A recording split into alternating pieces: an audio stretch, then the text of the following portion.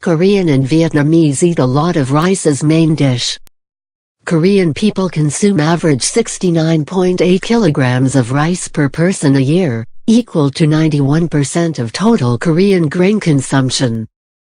While one Vietnamese person consumes around 136 kilograms a year.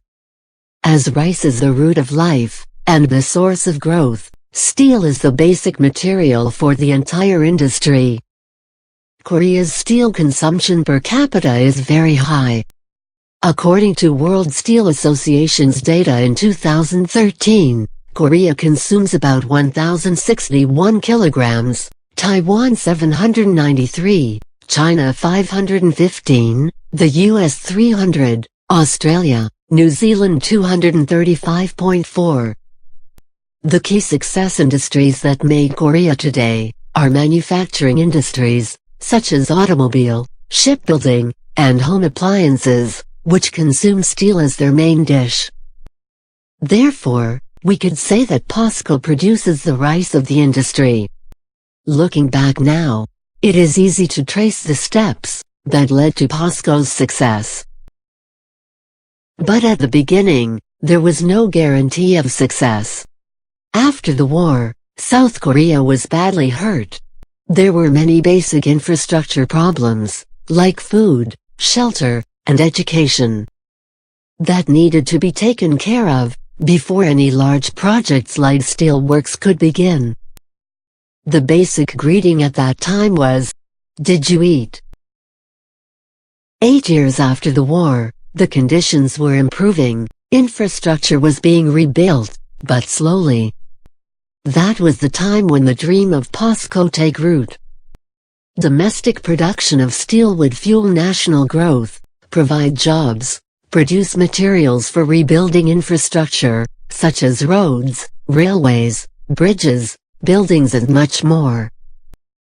And spark the creation of other industries, like shipbuilding and automobile production. Steelmaking would be the cornerstone for South Korea's rebirth. POSCO was officially incorporated on April 1, 1968, with 34 founding members. The building of the steel plant began with high hopes, but not without hardships. From the very start, the construction of the plant could be put on hold forever, due to skeptical views, and opposition from both within and outside the country, as well as the negative opinions of major financial institutions. A large amount of funding for a new steelworks was withdrawn. Mr. Park Tae-jun, POSCO founder, had an idea of using some of the compensation money, which Japan owes Korea after the war, to build the factory. This idea received many oppositions, because it means diverting money from farming, fishing, and forestry industries, which were vital for the basic survival of the ordinary people.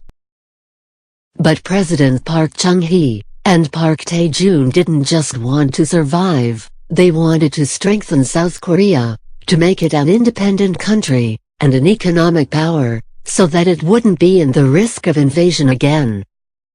It was not easy to persuade the Japanese government, let alone their own countrymen. Their argument was that, by building South Korea to be a strong and independent country, which can defend itself against invading forces, Japan is protecting themselves. Because due to closeness and geographical distance, if invaded, Korea can be a strong platform to attack Japan. With determination and tenacity, Park Tae-jun succeeded in persuading the Japanese, and his own countrymen. Pohang Steelworks began construction in 1970, and was completed in 1981, during which, production rose from 0 to 8.5 million tons per year. Years later, when the president of International Bank for Reconstruction and Development was asked if he regretted what he had written in a negative report, which led to the funding withdrawal from the US and other countries, he said, "I looked over everything, from A to Z, and the one important thing that I missed was that POSCO had a man like Park Tae-jun." Park Tae-jun the founder of POSCO. Resolute, determined, and bowed. This is the kind of spirit he was known for, the kind of spirit that continues to be a core value of POSCO. In the face of challenge, POSCO does not admit defeat. POSCO people never stop meeting challenges.